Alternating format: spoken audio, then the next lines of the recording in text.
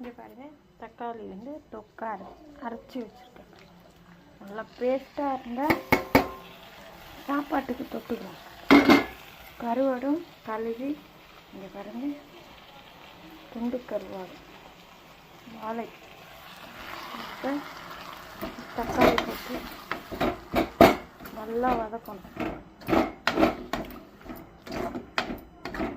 மஞ்சத்தூள் கொஞ்சம் போடணும், அப்போ தான் ஸ்மெல் அடிக்காது.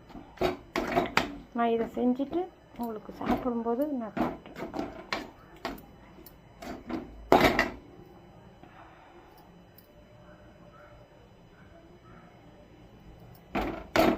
இது கூட 2 ஸ்பூன் மிளகாத்தூள், 1 ஸ்பூன் மிளகு சேர்த்திங்கன்னா சளியெலாம் போயிடும்.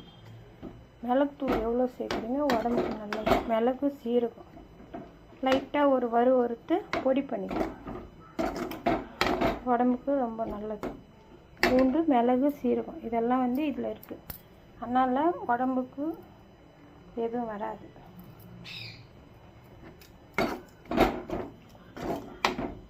குழந்தைங்களும் இப்போல்லாம் சாப்பிட மாட்டேங்கிறாங்க. இது மாதிரி கொஞ்சம் வச்சு கொடுத்து பழக்கம் பண்ணணும், நல்லாயிருக்கும்.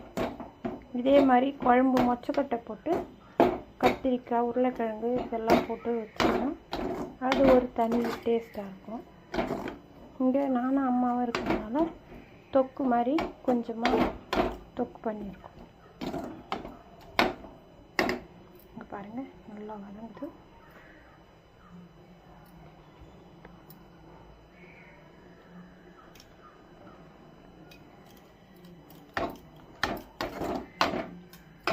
எண்ணெய் வந்து கொஞ்சம் கூட ஊற்றணும். எண்ணெய் கொஞ்சம் கூட வைக்கணும், அப்போ தான் அது நல்லா டேஸ்ட் இருக்கும். இங்கே பாருங்கள், எண்ணெய் ஊற்றினோடனே அது ஒரு மாதிரி. இப்போ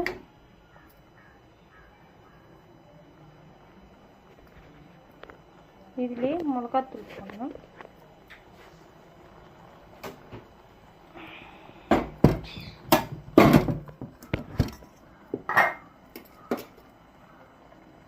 பாருங்கள், மிளகாத்தூள் 1 2 மிளகுத்தூள்லாம் போட்டுருக்கிறது. மிளகாத்தூள் வந்து கம்மியாக போடணும், இல்லைன்னா காரம் அதிகமாக இருக்கும், சாப்பிட முடியாது. மிளகாத்தூள் அப்படியே இந்த எண்ணெயிலேயே நல்லா சுக்கா